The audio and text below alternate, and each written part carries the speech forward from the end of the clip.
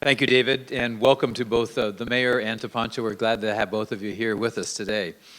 When I first had the idea about having this conference on Laudato Si, it was precisely the hope of having people like Mayor Sam Liccardo of San Jose and Poncho Gonzalez speak with us. And like many of you, I took a further interest when Mayor Liccardo made his July trip to the Vatican for a two-day summit on sustainable development.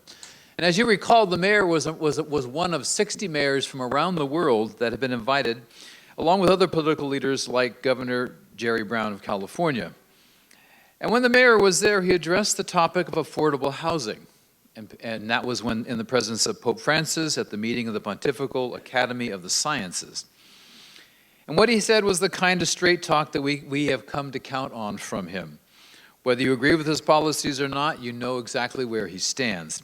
And so San Jose is surely a great city, but he told the Pope and others that the metropolis also too often falls short of any measure of social inclusion.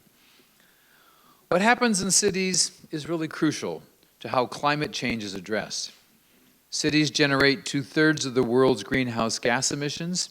These are expected to grow in the next decades with the poor moving to urban centers to find work. So we need political leaders whom we can trust to tell us the hard truths and to help guide us forward with public policy. And in the face of the challenge of climate change, we also need leaders who are thinking innovatively and compassionately about how to deal with the many vast problems that we confront. So Mayor Liccardo was a leader who has these qualities. I am sure his wonderful and longtime San Jose family had a handle in developing these traits in him. But, got to put in a plug for the Jesuits here, I also believe that his Jesuit education at Bellarmine Prep and at Georgetown, which is known as Santa Clara of the East, had some hand in this too. So, as the Jesuit saying goes, Mayor Liccardo is surely a man for others. We're very grateful that he can be with us today to speak on public policy and the environmental teachings of Pope Francis. Mayor Liccardo.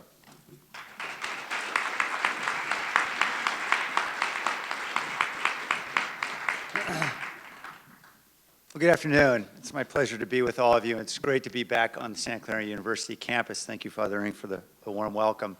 I have spent much time in my youth here on this campus. I had 4 of my siblings and a parent all go through here at Santa Clara University. They're all fond of saying that I went to Georgetown because I couldn't get into Santa Clara. So as a result, most of my hours on this campus were usually spent on the way to the hut seeing friends who I graduated with from high school, but I have many fond memories and many friends here. So as an elected official, undoubtedly, as I stand in front of you, you are familiar with the routine when you listen to elected officials. Usually you hear one of 2 things. You either hear what you already know, or you hear them ask you for something.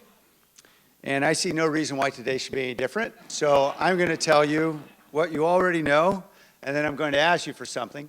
But I'm going to interrupt that sequence by also committing a bit of political suicide here by offering some criticisms of a document that I think virtually everyone in this room, I'm guessing by your attendance today, is in strong agreement with, and one that I think there's great support for globally.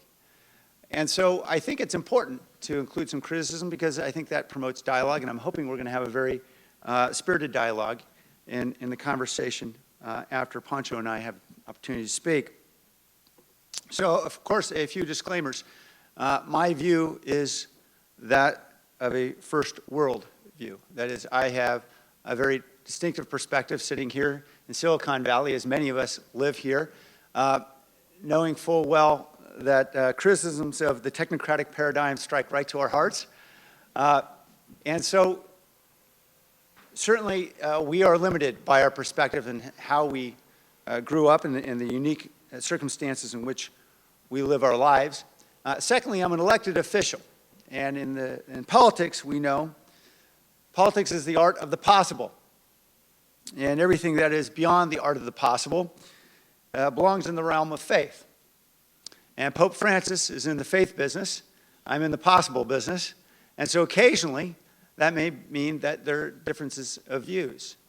But nonetheless, it's clear that this document compels us not just to be steered by faith, but in fact by evidence and reason to make what has been perhaps perceived to be beyond the realm of the possible possible. And so that's what we're all here to do, I suspect. This document, Laudato Si', that was issued this spring by the Vatican, is profoundly countercultural to the dominant political ethos here in this country, and I think in most countries. The notion that we share this planet and we should take responsibility for our shared home is very contrary to the notion that, as Tip O'Neill put it, all politics is local, that we govern quite often in parochial, tribal ways. They elected me to serve the city and residents of the city of San Jose, not the world. And that's why whenever I travel to places like the Vatican, the Mercury News is always happy to point out that I wasn't serving our residents in the city of San Jose. It's countercultural to insist that we should take the long view rather than focus on the short-term gain. We know the short-term gains motivate corporations to meet quarterly expectations. They may motivate politicians for the next election. That is profoundly countercultural to insist that instead we need to take the long view. Any attack on, as I mentioned before, the technocratic paradigm is certainly countercultural to our world here in Silicon Valley, where we believe the march of technology will so often solve all maladies, as if we just develop a better app, hunger will go away. The criticism of a misguided anthropocentrism, and I'm sure I've mispronounced it, but it's in the document, I promise you. We are big believers that with human mastery over the world, all else is virtually irrelevant unless it directly serves our immediate interests. So these are very challenging words, and as they should be. And I suspect that many folks are here because you have felt as deeply challenged as I have in reading the document. It's not easy stuff. It's even harder to implement. But as a local elected official, I think there are some very important ways in which this document moves the conversation forward, and hopefully a conversation that gets moved forward to action. And I think it does so in 4 critical ways. I think the most critical contribution of Laudato Si' and what we're seeing now from the Vatican is to be able to elevate climate change and care for our common home to a moral dimension, to take it out of the routine partisan bickering that we see so often in Washington and in cities throughout the country, and to elevate it to a concern that involves all of us, regardless of whether we consider ourselves Democrat or Republican. And I think many of us had hoped when the document came out that it would appeal strongly to perhaps folks on the right who did not feel otherwise compelled by concerns about climate change or the impact on the poor. Jeb Bush quickly disabused us of that notion. I think he said words to the effect that he didn't take advice in economics from the Pope or from his priest. But at the same time, we certainly hope he takes the counsel of his own conscience. And certainly, it is our consciences that dictate our action. If not, we're living in a fairly schizophrenic existence in our politics. And so we have to be informed by our conscience, and it's important when we know these are issues that are so critical and so central to our very existence here on this earth, that they be elevated beyond the partisan, beyond the political. So the second way that I think this document really moves us forward significantly is pushing strongly the notion that this challenge we face with climate change is not one that is going to be solved simply with technical solutions. Though we would all love for that wonderful invention that is going to enable carbon sequestration to happen throughout the globe, and certainly I'll be rooting for it as much as anyone else will be. I think we all suspect that technology alone isn't going to get us there. As Ron Heifetz would put it, what we need is adaptive change, not merely technical change. And of course, that's not a very common response from a political system. We have a hard time enough just getting to solutions of any kind.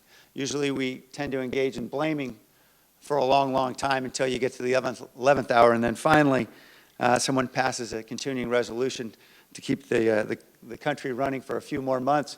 But for the most part, the solutions that we talk about are in the technical realm. And they don't really challenge us at our root. They don't challenge us in how we perceive the world, what paradigm we use to understand and interpret our role in the world. They don't challenge our own behavior. Instead, we believe with the benefit of technology, of course, as Schumacher would put it, that we are all acorns, and with better technology and greater rational thought, we can somehow become bigger, shinier acorns. But of course, our faith tells us something different. In fact, we can become oak trees. And it is this kind of transformation that I believe Pope Francis and the authors of this document are urging us to undergo. The environmental degradation is a symptom of a much more profound spiritual and cultural malady. It's referred to as a throwaway ethos, a throwaway culture.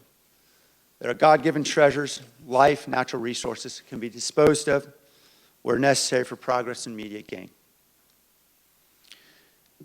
And so, as we think about the solutions that we engage in locally here, and I think about our own green vision in the city of San Jose, which we loudly trumpeted back in 2007 when we announced, the mayor and the council, the 10 measures we were going to take to significantly make San Jose a leader in the country in sustainability.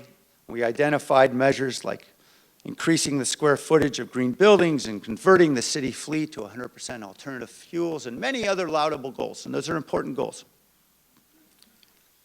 But the fundamental flaw, as I see it, particularly in the context of this document, is I don't think we really invited the community to engage with us, to engage meaningfully in the vision, in both the creation of the vision and in the implementation of the vision. There was an awful lot for the city to do around its fleet, around its planning, around installing solar installations at community facilities.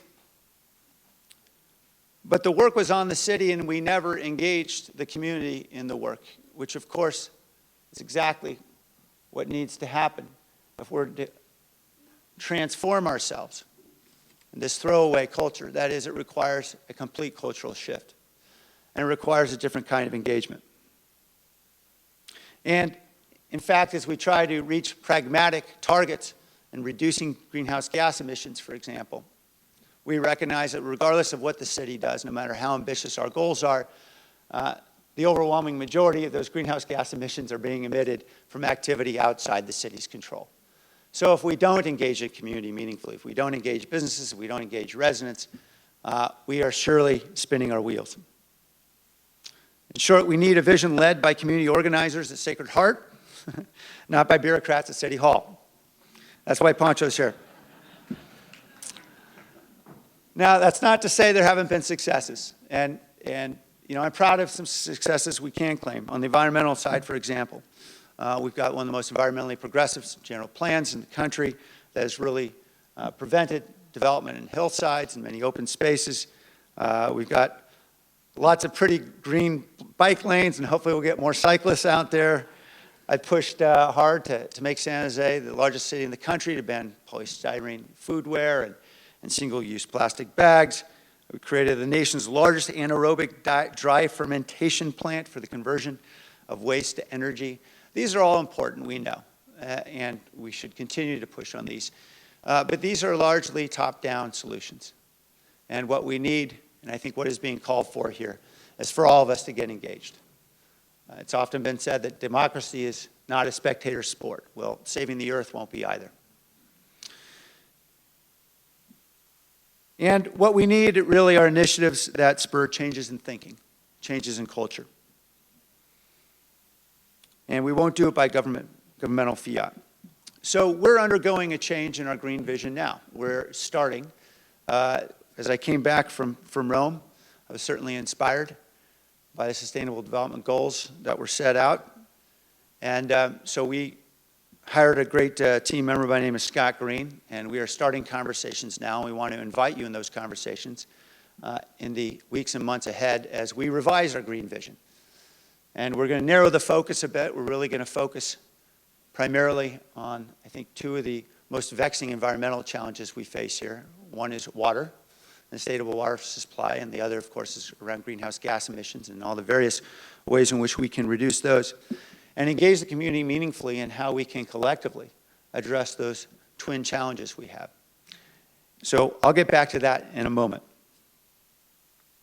But as we think about what that looks like, it's going to look a lot less like what we do at City Hall and a lot more like what we're doing to engage residents to participate in PACE programs, for example, to encourage energy retrofits, their homes and their businesses.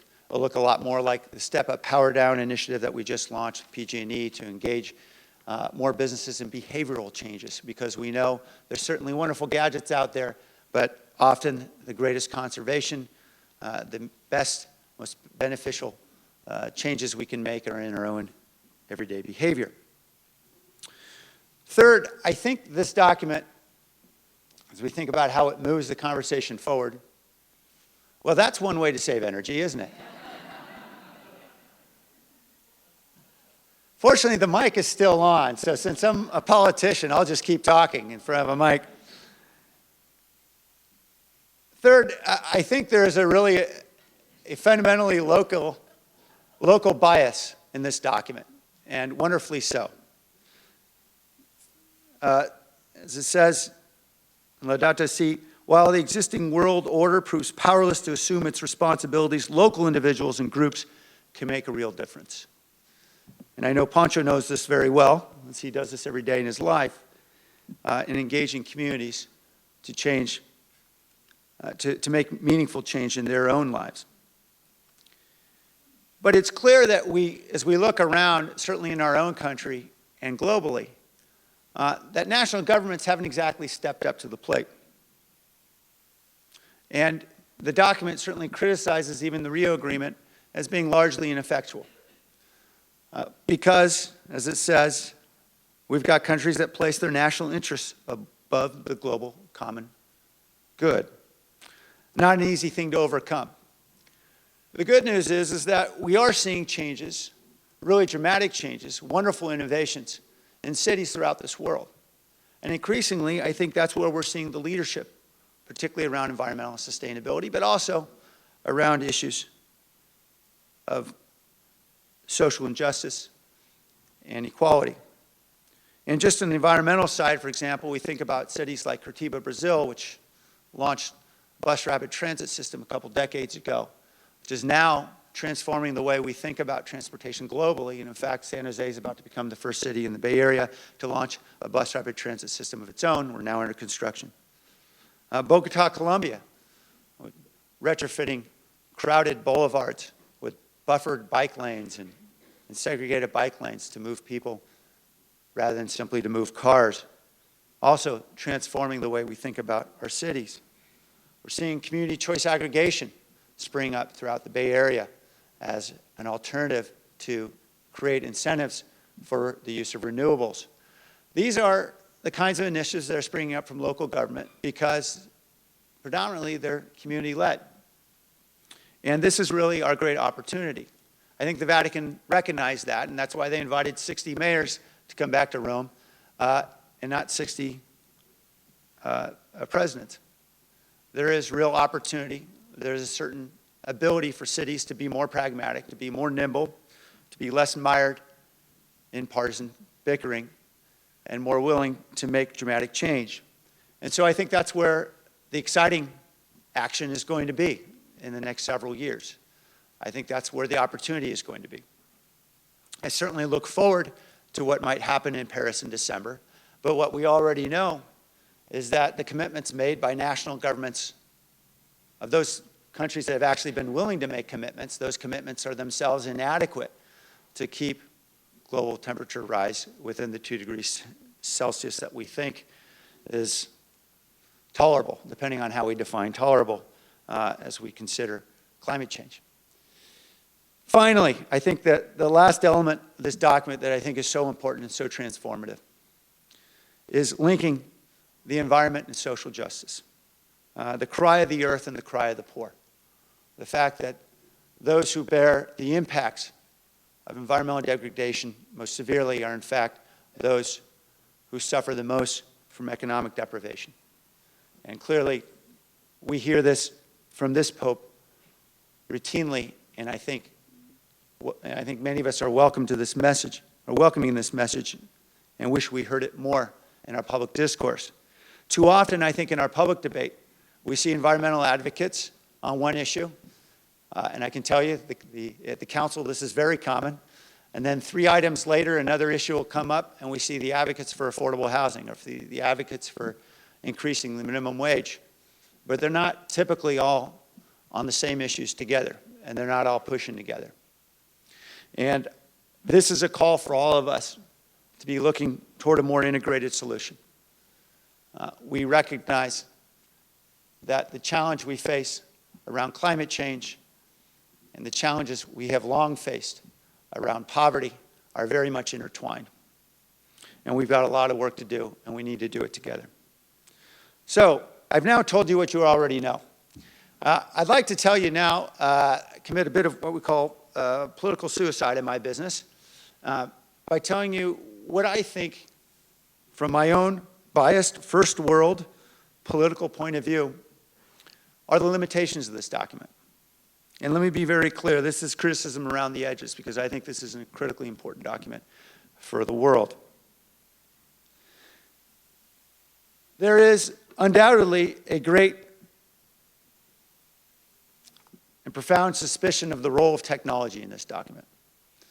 And certainly, Pope Francis is right to take on the technocratic paradigm, which he describes as sort of this unilateral, overly focused commitment to technology, this one-dimensional, unreflective view that technology is some kind of panacea for the world's ills. And I think we all agree it's not the panacea. But it is a very, very important part of the solution. And we can say that technology is nothing more than a tool. Technology enabled me to get to City Hall in an electric vehicle that was powered by solar panels on my house. That's all great benefit of technology. It's also technology that enabled Volkswagen to figure out ways to avoid testing and evade emissions targets. So, we all recognize technology can be used for poor or for good. But we absolutely critically need technology to be able to move forward. And I say this primarily because as we look at the developing world and we see the extraordinary amount of transformation that's happening in the economies, for example, in China and India, and these are still largely coal-based economies. Economies that depend enormously on coal for their sustenance. And we think about the millions of people on an annual basis that are moving into the middle class or something closer to resembling a middle class, and that's a very good thing. The only way in the world we can ensure that people can actually move into a state which we would regard as being one that reflects a certain amount of global egalitarianism and social justice in terms of their quality of life and their standard of living, it's going to require enormous transformation technologically. And we are going to need all the tools we have here in Silicon Valley and throughout the world to enable that to happen without blowing up the planet. So we've got a lot of work to do, and we absolutely need to use technology as an ally, as a tool. Now, there is, I think, as sort of a linkage to this issue about technology and its limits, a criticism about technological progress and its impact on employment. In the document, and the portions of the document, describes the need to protect the employment. And I'll quote here, "The orientation of the economy has favored a kind of technological progress in which the costs of production are reduced by laying off workers and replacing them with machines. Now, this is a very familiar criticism. It's one we've heard since the dawn of the industrial age. The question is what is the alternative? And I believe it's hard to understand what the plausible alternative is to technological progress in changing the nature of work. The encyclical points to the imperative to promote an economy which favors productive diversity and business creativity. And that's fair enough. And that's why cities like San Jose provide grants to support artisans and urban agriculture and do what we can to support independent small businesses. But it's hard to imagine how exactly we roll this out on a global scale. The encyclical offers an example of elevating small-scale food production systems, which again, I think many of us support. We'd like to see more urban agriculture, community building that happens when we're able to make food production, to make it more local. But it's hard to imagine how we feed 7 billion people. That's not easy. It's not easy. And returning to work in the fields isn't likely or plausible, or even preferable to an awful lot of folks who are involved in other forms of work. And so I think we need to ask ourselves, tougher questions about our relationship to technology. And certainly, there's a larger concern here. I think there's a larger concern that technology is somehow or another a great force of inequality in our world. This presumes, though, somehow or another, that before the march of technological progress, we had a more egalitarian world. And I'm not sure that's so true. There were feudal societies, certainly, that predated ours that were profoundly unequal. They institutionalized indentured servitude. And technology, as we certainly see here in this valley and throughout the state, has created millions of jobs and continues to do so. There's no question that technology can exacerbate inequality. And certainly where higher order skills are required in the economy, we know thousands of people in our own city, in our own valley, are being left behind. But it seems to me that rather than believing that somehow or another we can undo the march of technology, I think the answer is rather a focus on expanding skills, ensuring that everyone, all of our residents, can participate in an increasingly technologically sophisticated economy. This is where, obviously, education is so critical. This is why we're leading initiatives with the Obama administration like Tech Hire, focusing on providing alternative paths to jobs in a tech economy for those who lack college educations. We've got to do more to be able to broaden skills and not simply assume that we can change the economic order. Finally, as we think about the limitations of the document, I know that there is a very frontal attack on carbon credits. Many of you are familiar, I know, with this criticism. And let me just quote from the document so we're clear. The strategy of buying and selling carbon credits can lead to a new form of speculation which would not help reduce the emission of polluting gases worldwide. This system seems to provide a quick and easy solution. And the document goes on to criticize cap and trade systems. Now, for those of us who are within the state of California, who live here, I think we all recognize it was not easy getting cap and trade implemented here in the state of California. This was far from quick and easy. And in fact, it's so hard that it hasn't really been implemented anywhere else in the country, at least not very extensively. We had some in the northeastern states to reduce some of the acid rain problems they were having there in the 80s and 90s. But this is not an easy step to take in implementing a cap and trade system. And I think an awful lot of economists believe this is a critical path for us, for market economies to be able to put a price on carbon. If we don't do that, we're going to have a very difficult time orienting an economic system with appropriate incentives to conserve and to innovate. And many would say this is something of a revolutionary step we've taken in California, and we only can hope that the folks in Congress will get the same religion. Here in California, we have certainly been leading the way in many ways over the last 30 years, per capita energy consumption has been relatively flat here, which is a great accomplishment when you consider where it has gone elsewhere in the country. That's not to say our work is done, far from it. We have much more to do. But I think we need to embrace these mechanisms. We need to be able to work with a market. I am, as I said, in politics. We believe in the art of the possible, and that means we have to work with markets. I don't profess to believe to be able to change our market economies simply by governmental edict, because we know there are larger forces than City Hall in this world, and because we know that there are fundamental incentives and intuitions in the human makeup that make a market economy the most viable economy for lifting living standards throughout the world. And so for that reason, I believe this encyclical could embrace many of these market-based solutions. They will not transform the problem instantly. We know that. This is hard work. But I can tell you today, cap and trade is a system that's providing hundreds of millions of dollars in California for critical transit infrastructure, for affordable housing located near transit, for other kinds of measures that we need to be able to start to move the needle. So I believe we need to use technology. I don't think Pope Francis is criticizing technology itself. I think it's very clear that he embraces technology, but there is a profound suspicion of it. And we need to find ways in which we can use technology as a tool without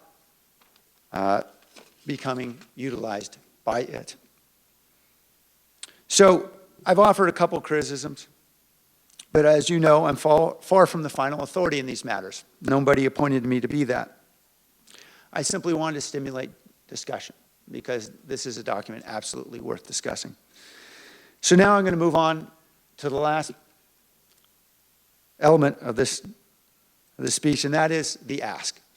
I'm asking you to get engaged. Many of you are already engaged. I know that. But I want you to engage with us in San Jose. We are the largest city in the Bay Area.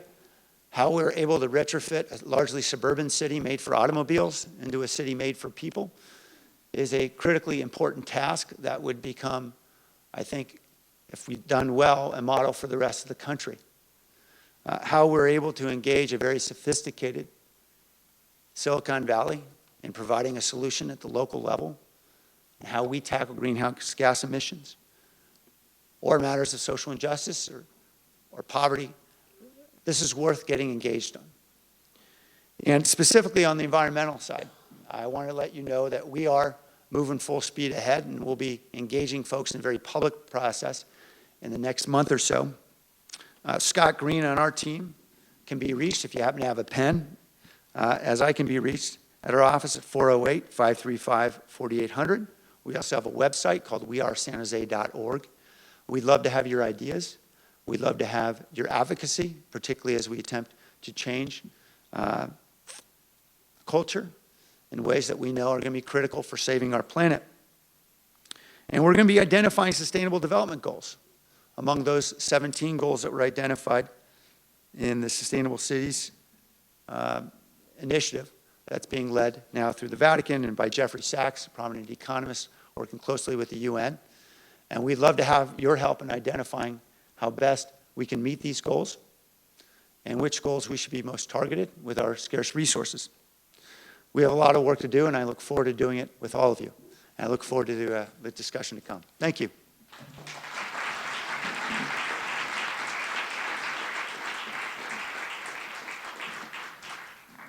Thank you very much, Mayor Liccardo. A response will be given by Poncho Guevara, the Executive Director of Sacred Heart Community Service in the Washington neighborhood of San Jose. Well, again, thank you, Mayor Liccardo, for a really thoughtful conversation about, kicking off this conversation about public policy and what Laudato Si in particular is really speaking to. And I want to share a little bit of story, because when I read Laudato Si, what hit me more than anything was one word: displacement. Why did that hit me? You see, a couple weeks ago, I met a young woman, she's a young mom, And I talked to her a little bit about the situation that she was involved in right now. She's actually gotten involved in a committee, or she was involved in a committee that was working on tenant rights and tenant issues.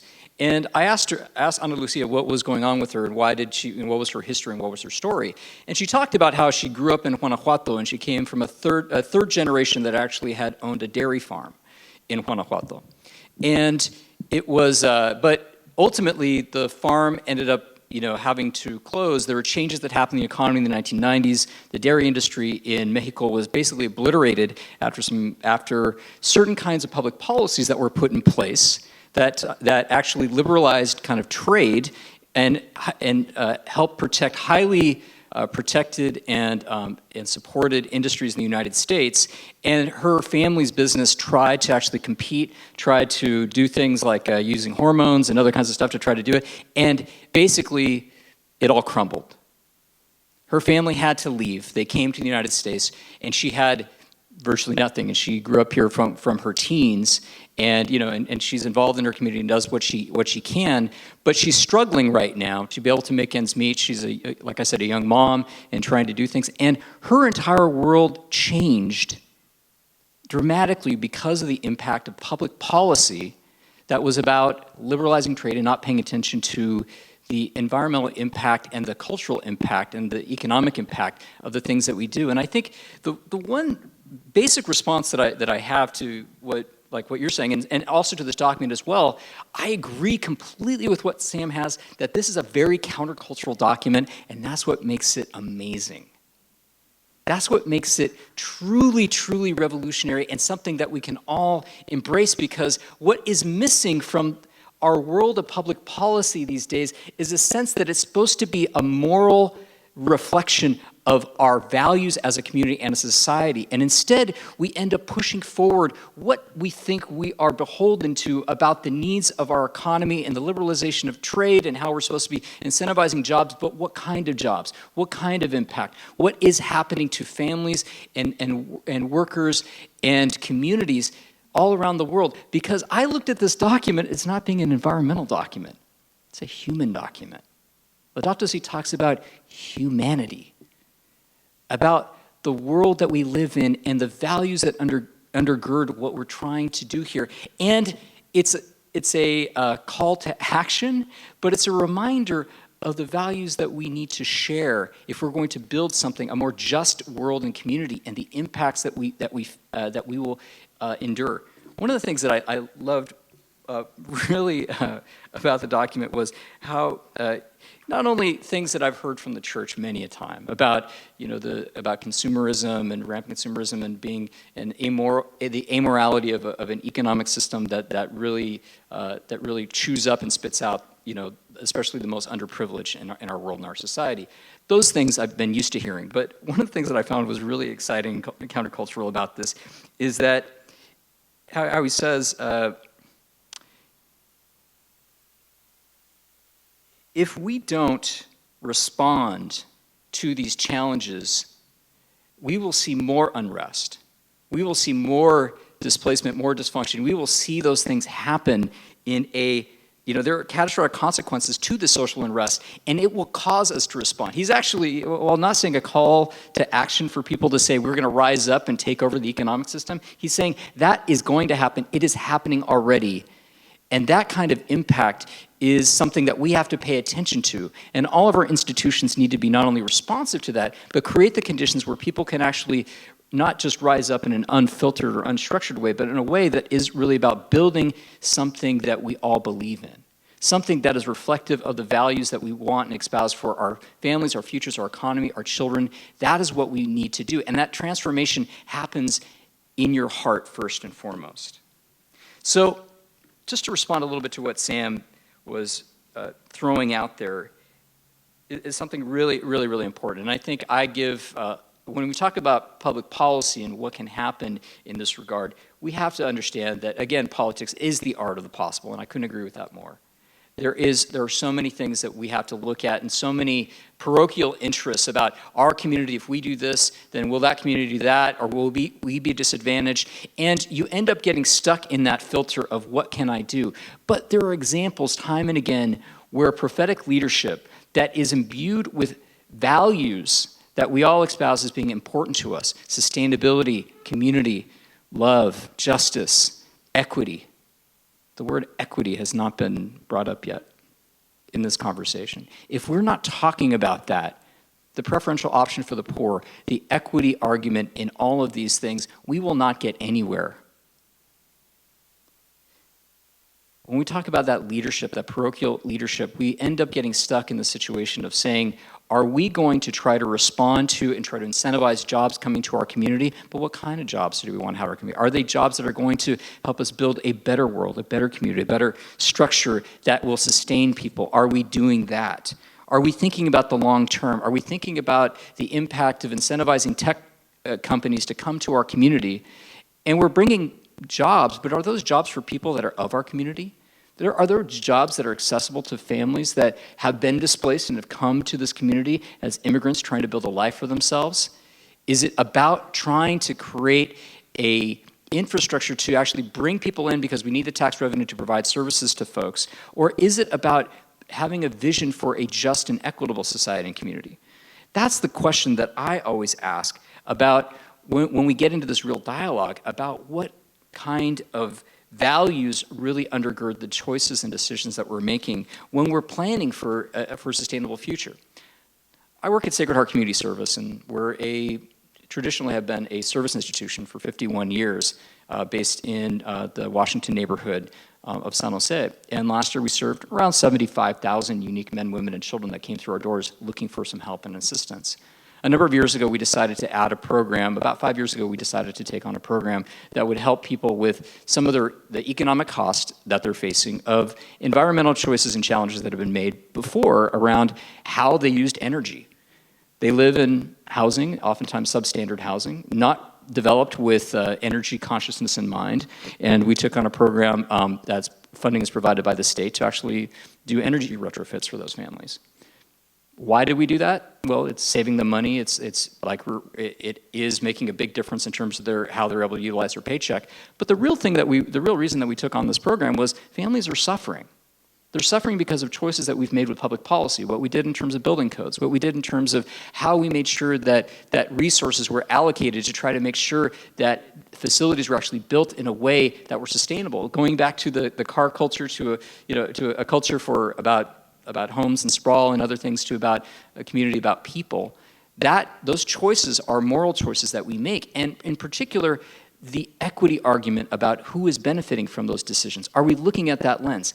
That was the second thing that hit me so hard in reading Laudato Si, was the profound connection between looking at environment and looking at social justice, the preferential option for the poor, the fact that this is impacting so many of our communities, that he talks about this section of the document that he talks about where he was discussing about transparency and the process and how important that was to get people involved in public policy and what kind of changes needed to happen.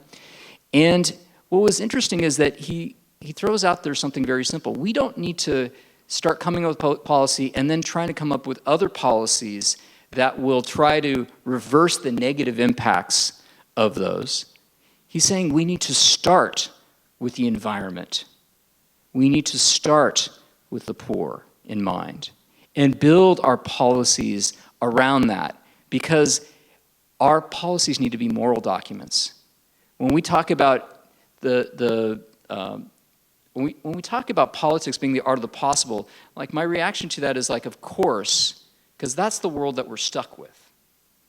But the world that we want to have is one where the values and uplifting people and everything that we do should be about giving people choices and options, and people living with dignity, and people having the opportunity to actually build a better life for themselves and live in a healthy way that they can be proud of, needs to be our common goal, not put somehow at odds with the economic choices and decisions that are put in front of us. And I understand the challenges that we see with being a policymaker, and how you feel like, I have to compete for jobs with Santa Clara.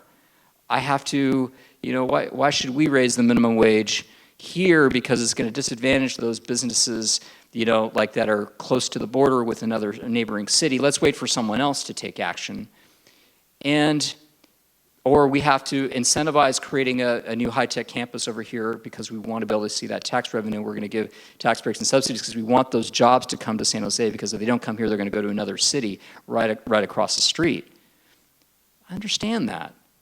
But step back a little bit and ask yourself, why are we doing that? Why are we in this place of taking those disadvantages? And that call to action, I couldn't agree with Sam more, that the thing that's beautiful about Laudato Si is it brings it local. The local choices, the local decisions, and the things that we need to do are really what makes a big difference. I want to leave with a couple of key points.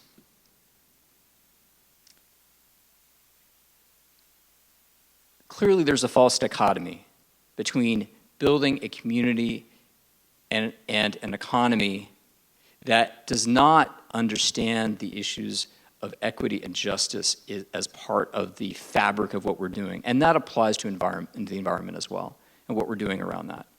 And that's really critical for us to, the call to action that I look at in our community is, how do you get involved in trying to make a change in people's lives in a way that's really about putting people first, and especially putting the poor first in our choices, because they have been the ones that have been so negatively impacted for so long. That is one thing that just screams at me every time that I pick up this document and I read the different things, the calls to action, the feeling that we can be able to do that is something that's clear in all of our work.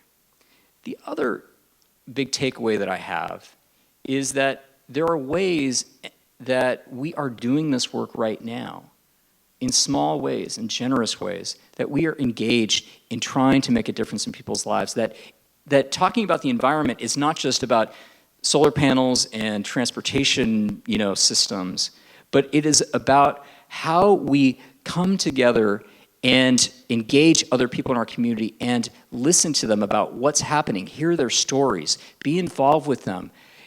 Another program that we took on a couple years ago at Sacred Heart was our La Mesa Verde program, which does backyard gardens.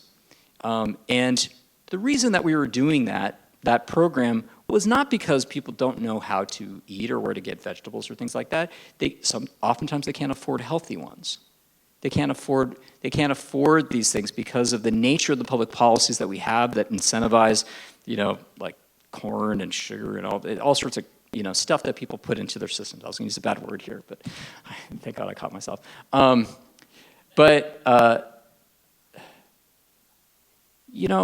We decided to just say it starts with something as simple as getting people together across boundaries, people of means and people without, and saying, we're going to plant a garden in your backyard and figure out how to do that sustainably. And you're going to grow more than you can eat, and you're going to share that with your neighbors. And that, in and of itself, is creating something more beautiful because it's about building community.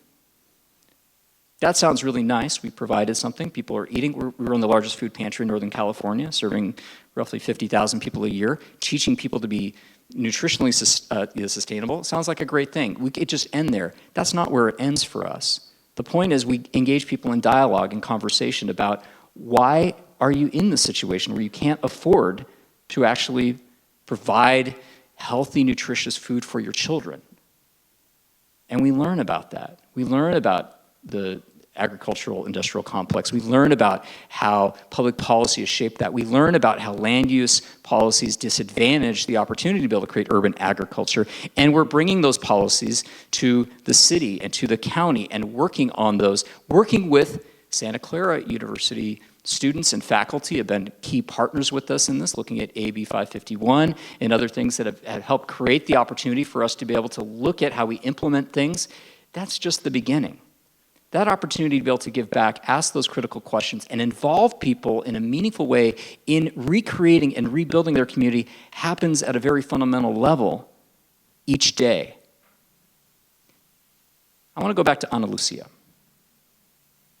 Ana Lucia is a member and a proud member of this community. She has spent a majority of her life here. Her family roots her family was uprooted, not out of her choice, but out of decisions that we made as a community that came from amoral decisions. The amorality of global markets, of how do we incentivize things. This is what makes sense. We have to prepare ourselves for things. And those decisions that were made by policymakers that we put in power and that we let do the things that we do had a profound impact on her community and our community. We benefit from Ana Lucia being able to be part of this community, being a leader in advocating for change. She's fighting for tenants' rights, although she just got evicted from her apartment because she couldn't afford the rent, so she's displaced yet again. It's a rent-controlled apartment, but the landlord jacked it up by 30%, and she doesn't have the time to work on how that, she doesn't have the time to come up with another alternative, so she has to move out, and she's not going to be able to have 6 months to try to figure out a different solution, for herself, even though it's an illegal eviction. She had to go to a legal clinic and some other things. She had to move out because she was told that she had to, and she was scared. That ripple effect of decisions that we make and public policy that we make is really at the heart of Laudato Si, at the heart of what we're talking about here as a community. It has a ripple effect. It's not about the environment. It's about people and people's lives. And what are we doing to try to make sure people are involved? So there are many ways that you can get involved. The ask that I put out to you is to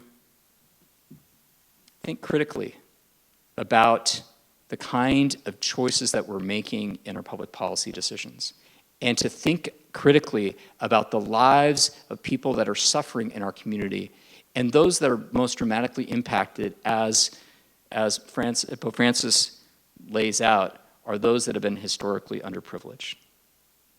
And if we're able to do that, we're able to come up with something much stronger and a much greater fabric of a community that we can be proud of. Thank you.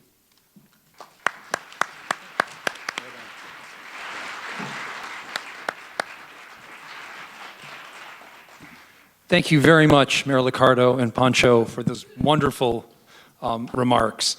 So we have some good time here for questions and conversation. We have a couple of handheld microphones in the room. I might ask if you'd like to pose a question that you please identify yourself and stand up as well as you ask the question. And please keep your questions or comments brief and to the point. So, some questions out in the audience. Hi, my name's Leslie Gray, and I'm from the Environmental Studies and Sciences Department at Santa Clara University. And last year I taught a capstone for our graduating seniors and had the privilege of using San Jose's Green Vision as sort of the model for the capstone class. And I also work with Sacred Heart Community Services La Mesa Verde program and have had the privilege of seeing some of the most at-risk communities doing really incredible things to improve their health and well-being in neighborhoods. And my question for you, Sam, is as you're revising the Green Vision, what parts of the Green Vision plan do you see as being sort of really uniting this issue of caring for the earth, but also caring for the poor, that will help alleviate the sort of circumstances of the most needy in our community? Leslie, thank you, and thank you for your work. I know you're doing an awful lot here and in the community, so thank you. So the Green Vision, as you know, as it was originally created, had very little to do with issues of equity or poverty. We've got a lot of efforts right now already launched and more to come, focused on everything from addressing the minimum wage on a regional level, trying to see how we can increase the wage together. We're implementing an impact fee on developers now that will help to create more funding for affordable housing. We're focused on a lot of efforts to try to see how we can expand opportunity, particularly for many of the middle-skilled and middle-wage jobs. For example, through the Tech Hire Initiative I referred to earlier, through summer jobs programs for teens living in at-risk neighborhoods and gang-impacted neighborhoods. So there's a lot we're doing. It's not going to be contained within the Green Vision document, because Green Vision document already had 10 goals, and fair to say, we didn't do a very good job of accomplishing those goals. And it was a pretty diffuse effort, I believe. I believe our efforts were diffused by the fact that we had so many goals, and they weren't terribly well focused. And so the Green Vision document, as I see it emerging, and this may change, obviously, in our conversation with the community, is trying to see how we can focus on those goals that are most essential in the environmental realm, and see how we can make significant gain in accomplishing something there. I think as we look more broadly around issues of poverty and equity in this city and throughout the valley, there's a lot we can work on together. Much we're trying to do now, but we're certainly very interested in seeing what more we can do. We are going to be having, I think, very spirited discussions around rent control and how we tighten that rent control ordinance in the months ahead. I know around protecting residents who live in mobile home parks, there's a big issue, as you know, around developers who are looking to convert those. Those are all the kinds of issues where we're going to be having very active conversations in the community, and I think there's a lot of opportunity for people to get engaged to help us push forward. Poncho, do you wish to comment at all or on that?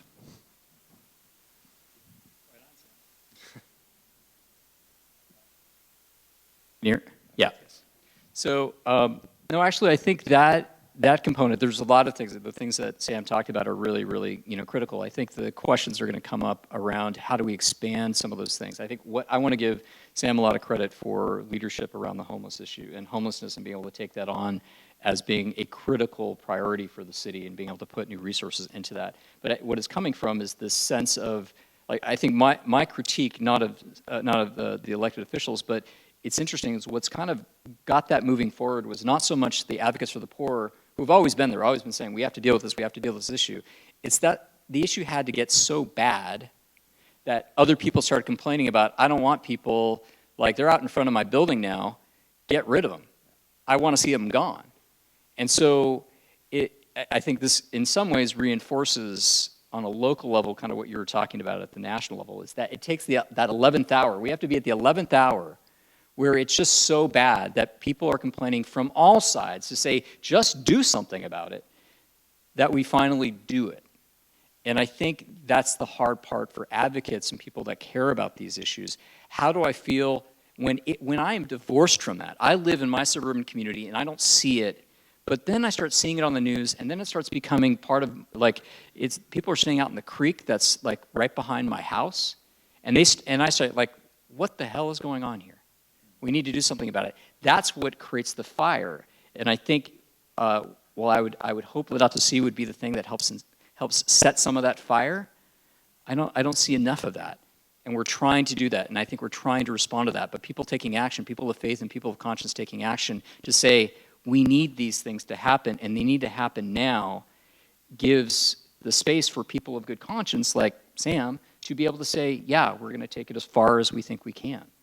And that's what's exciting about this present time. All those issues, we like to see commercial linkage fees and other things on commercial developments as well that could help create more affordable housing. There are lots of other opportunities that we'll be able to look at. I would just like to jump in, though, to add also, as we just think about the basic goals, just, for example, reducing greenhouse gas emissions, there's no question that we haven't done enough to democratize or to spread sort of the opportunity for people to participate in greening their homes, greening their lives, particularly among renters in our city and people with limited incomes. And certainly, Poncho referred to a program which we had very limited funding for, which was great. I think the funding's run out at this point. Is that right? We're getting more. You still got more? Okay, great. Good. Wonderful. So he's got more funding. That's great. The challenge is trying to figure out how everyone can participate in this effort, even if you don't own a home, even if you're a renter, even if you're struggling, and be a part of a green vision that we all can embrace. And certainly, we're thinking hard about how we can make that meaningful for folks. And we'd really invite your input about that. Thank you. Yes. Hi. Please. Yeah. My name is Taia Ergueta, and Mayor Liccardo, you mentioned using the market economy. And so my question has to do with ways to make the market economy work more effectively. Sometimes when people talk about the market economy, they say, it's a zero-sum game. The way the market is working now is right, and therefore, the things, let the chips fall where they may. But as you know, most markets are not operating very efficiently because of lack of good information, et cetera. And so I was wondering if you see any opportunities for improving the way the market operates in some of these areas, using big data, other approaches. Yeah, absolutely. Both as we think about poverty and as we think about the environment. I think, let me say a couple things. First, I believe that when I say that politics is about the art of the possible, what I mean by that is I don't expect that City Hall, I or anyone else in City Hall is going to overthrow the dominant economic paradigm of our country, right, which is market-based economy. On the other hand, that doesn't mean we can't do an awful lot to address and confront poverty and homelessness and all the other challenges that many of our residents face. I don't believe it's a zero-sum game. And I think that's the benefit of a growing economy, is that we can actually make the pie grow bigger.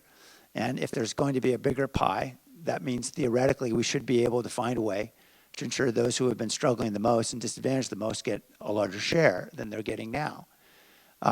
What I think about, for example, is how you can use the market. Back around the time when we were having the foreclosure crisis, which was sweeping us in 08 and 09 and 10, a lot of folks getting pushed out of their homes. We looked at the city as a consumer of banking services and said to the banks, okay, we're going to actually decide to invest city money based on how well banks are doing in helping homeowners who are struggling be able to refinance or stay in their homes. And we were using federal HAMP scores, and it got a little bit messy. But the bottom line is we ended up shifting about $600 million of city money out of one particular bank, I won't identify it, to others that we were using routinely to save taxpayer money and invest in things like CDs. And the reaction from that bank was very sharp. They were very unhappy. But I think the message was pretty clear. Now there's a way in which the city is a player in the market, and we can use the market. Again, it doesn't solve everything, but I can tell you that particular bank came out about 2 weeks later with a very aggressive effort to convince homeowners that they had some solutions to help them stay in their homes. I can't say we know from their data, since all this data is is kept very private, that we know that they made a lot of progress, but they certainly talked like it and they started acting like it, and so there was some progress. I think there's a lot of opportunity for us to work within the existing market paradigm because, again, bluntly, I don't think I'm going to overthrow it. But it just means we have to be more creative, and we need a lot of help from smart people like here at Santa Clara University. This side of the room, we have a question here in the front. And again, if you could please identify yourself and stand up, that would be great. Hi, my name is Dirk Summers. I'm a master's student in the Sustainable Energy and Engineering program here at Santa Clara. Mayor Liccardo, I'm curious, you sort of focused on the role of technology in addressing a lot of these problems, but also you addressed the role of community. And I'm wondering what you would suggest as solutions in terms of what can cities and I guess governmental bodies do to encourage and inform citizens to make progress? Because a lot of people are just living their lives and they don't think about a lot of things. I'm still sort of surprised by, like, telling people about composting and recycling and energy, conservation. And what do you think that cities, for instance, can do to promote that and to educate people so they can become involved? Yeah, I can appreciate at times it's a hard sell. And I know my father-in-law is here. He actually bought us a composting device for our backyard, and we're still trying to figure out how to use it, if we can ever get those worms to work. Thank you, Michael. I appreciate it. We're going to get it working. And fundamentally, I think most people do want to get involved if they believe that their involvement will actually have an impact, because we all have a very deep-seated desire to have a meaningful impact in our world, in our community. But too often, I think folks feel alienated from the democratic process or from the community because they feel like whatever they do, it's not going to result in any real change. So the way that I think we can change that is demonstrating where folks who are with very very ordinary means able to produce extraordinary results. And sometimes that can be, well, heck, we're in Silicon Valley, so we might as well talk about technology for a moment. We can invite community members to help us solve difficult problems with tools that they have. I'll give you a quick example. A 17-year-old helped us devise a smartphone app that helps hotels and convention center and banquet halls and others to actually repurpose food, refrigerate it right away, repurpose it, and make sure it's well preserved so that it can be better distributed in those places, particularly obviously in homeless service providers, to ensure we're better able to utilize the food we have. Now, that's hardly a solution for poverty. Nobody would say that's the solution. But for a 17-year-old to do that, it's pretty extraordinary, right? And doing so with fairly ordinary means, happens to be a pretty smart kid. But we know there are lots of ways in which people can get engaged without that kind of technology. I mean, Mesa Verde is a great example. How individuals in their community can help train others how to garden in their own front yards or in somebody else's yard or in a community garden and help them produce some food, help sustain them. In either example, people utilizing the tools they have can have a real impact. I think we have to do a better job of being able to articulate where those opportunities are and really broadcast those who are successful in having the impact. Poncho, thoughts about that and community engagement, how to foster that more deeply around these issues? I mean, I actually think it's more fundamental than that. I think when we think about technology and kind of the utilization of it, I think one of the things that really strikes me is that we have to be thoughtful about what's the end game of these things. And I think one of the criticisms, like one of the things I was going to respond, earlier to, Sam, was like you're talking about, like there's this deep distrust of technology and that it's not really working. It's not so much the distrust of technology, but the amorality of technology. The fact that it is there to serve a purpose to be able to create more capital versus it is designed to actually address kind of a social need. I think, I don't think a lot about going back in time to like some feudal world of indentured servitude, but I do think a lot about how what people are experiencing right now at various levels of the income spectrum feels like indentured servitude here. The technological advance is great in some respects, but the cost of living and some other things and what people are having to do to survive in this community is very much like a feudal society. And they have very few choices. And ostensibly, there's supposed to be a democratic process that can level the playing field and give people an opportunity to be able to make a better wage or live in conditions that are decent and affordable. But we don't have the ability to do that. So I think that fundamentally comes back to that engagement comes back to, are we willing to organize and lift our voices up for change and ultimately hold not only institutions accountable, but I think that there's a dynamic play between the two, which is the institutions themselves, if they are more responsive and are held more accountable, can really look at as their role to facilitate people to be able to do the right thing more often than not. So there's carrots and sticks. There are things that you can do to try to, like you can't change people's hearts, and that's what Laudato Si is here to be, that counterbalance or part of that hexagonal like kind of dialogue that the Cardinal talked about yesterday. But how do we bring these different voices and players and institutions together, like institutions like Santa Clara University, the education mission that we have? How do you make it harder for people to do the wrong thing by disposing or throwing away stuff when they could actually see there are other people in our community that could benefit from their compost and put it into their yards and feed their families? How do we facilitate that? But that starts with the institutions themselves having to listen to the voice of people and understand the challenges that we face together. And I think that just takes people just taking some time, coming down to Sacred Heart and volunteering and getting involved and meeting a family and understanding that there are people that are right there, a few miles from you, that have a very different life, and you can get involved. Thank you. Yes, one in the front, and I just want to be sure we get to a woman up here after that. Yes, please. Go ahead. Hello, my name is Aaron Poor, and I'm the president of the student body here at Santa Clara. want to thank you both for your time here, and thanks to everyone for coming out. One of the constant pieces of feedback that I hear when we're trying to organize students is, students are only here for 4 years and then they leave. And I wondered if you could share some of the unique benefits that you see from having students and universities in this area. Maybe they don't have the same or comparable legal, technical, or political understanding, but how are students valuable in policy making, especially with this green vision that you're talking about?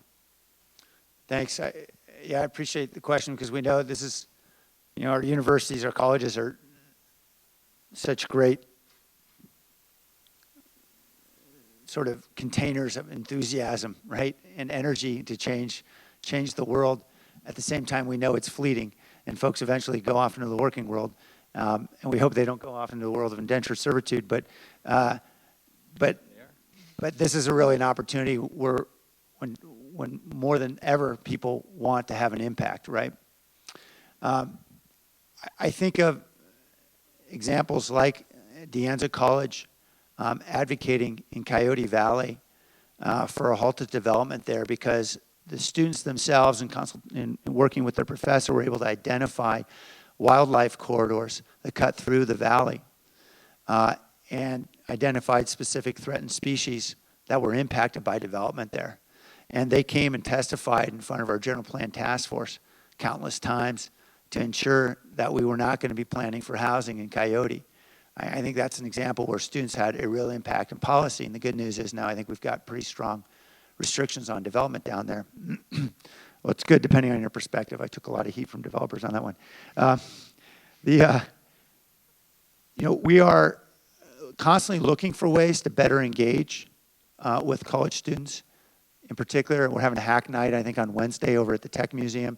We're working on a couple issues, one around illegal dumping in some of our lower income communities where we know there's a real problem, and we think with the use of data we may be able to reduce the dumping. On the other hand, obviously, with a better partnership with the community, there may be a better engagement that would enable us to avoid the dumping to begin with, so we don't have to go around enforcing it. So clearly it's a combination. We love to have your ideas about how we can better reach out here at the university. We often work with San Jose State because they're next door, but we know Santa Clara has been deeply invested, particularly over in the Washington neighborhood with the Prosperity Initiative, and we're grateful for that investment. So don't hesitate to let us know if you think you've got a group of students who want to work on something they care about, and we'll find a way to put their energy to good use. We're actually starting a program this month called Mayoral Innovation Fellows, where we're taking on with stipends students from Santa Clara and San Jose State and some graduate schools to help us solve really difficult problems. And we're looking for folks with particular skills in particular areas, and we'd love to have more engagement here. Thank you. So there's something real. You can come to Sacred Heart and get involved directly. We had about 9,700 volunteers last year alone. Over a third of them were students from various, high schools, colleges, universities, and doing everything from basic service to doing research projects to advocating for policy. We had a number of students that were involved in the fight and the partnership that we had with Sam last year to create a housing impact fee that's going to create affordable housing, and folks that had been involved with that campaign for an extended period of time that actually help communicate and help drive people and move people to action. Again, everything from, policy to direct service towards helping to come up with new ideas. And we hire a heavy number of folks that are coming out of our local universities that are in positions at Sacred Heart in different ways. Another great example is a partnership with a group of students at San Jose State University. Sacred Heart partnered with them early on to help organize the campaign for the minimum wage, which rippled throughout the county, and now it's the wave is coming back to try to increase it again. We saw City of Mountain View last night, and there were a couple of students and one of the professors from a couple of universities and colleges that were involved in passing that in Mountain View. They're talking about moving to $15 an hour by 2018. That is happening because of the power and the resources and the dedication of students of all stripes. Yeah, and if I could just chime in, yeah, certainly a lot of San Jose State students were deeply engaged in the effort in San Jose and raising the minimum wage. We're now embarking on a more regional effort. Would love to have your engagement if you're passionate about that issue. Yes, and this is our final question. Yes, ma'am, please. In the previous presentation by Dr. V from Scripps Institute, at the end of his presentation, I went up to the stage and asked him when we would reach the tipping point and when we would reach the point of no return on our environment. He told me that we had 20 years to the tipping point, which is less than one generation. And he told me he estimated 40 years to the point of no return on this planet. It's interesting that we had a symposium this last weekend on searching interstellarly for Earth 2. Given political realities, do you think we can change our priorities to make technological and environmental changes fast enough to survive as a species? Mayor Liccardo, over to you. Okay, fairly simple question. I'll say yes. Do I think it's going to be easy? Absolutely not. It's going to be very painful. And, I wish I could say we're seeing evidence of that leadership in nations today. But I think, as I refer to in my talk, I think where we're really going to see it is starting at the community level. And then ultimately, we're seeing it more and more from large cities. And we can only hope, and I think, and certainly push to ensure that that then rises to national levels where we can get international accords in place. We've got a long, long way to go, and it's got to happen fast. Poncho. We have no choice, number one, but I think similar to the example around the homelessness issue and the encampment happening, it brought people's attention because the pain started to be more widely experienced by people other than those that were the most directly affected. And that ripple effect is what I anticipate what you're seeing right now. The immigration challenges that we have and the deprivation that people are experiencing at different parts around the world is clear. We hear a lot about Syria and the impact on Europe, but the biggest, some of the biggest challenges are from North Africa that has to do with other things that have to do with environmental change. And that is causing a ripple effect that we're going to have to respond to. We're already at that 11th hour, if not the 11:59 right now in terms of this challenge. That is what's going to facilitate change. Unfortunately, not people of great conscience and, praying about it and changing their hearts. It is because of the social unrest that the Holy Father, references. So it will happen, not easily. Well, this concludes our session today. And please, we have a half-hour break. Enjoy refreshments, coffee, and the like. And at 2 p.m., we'll be back here to hear from Professor Gretchen Daly. But please, especially join me in thanking Mayor Liccardo and Poncho Guevara.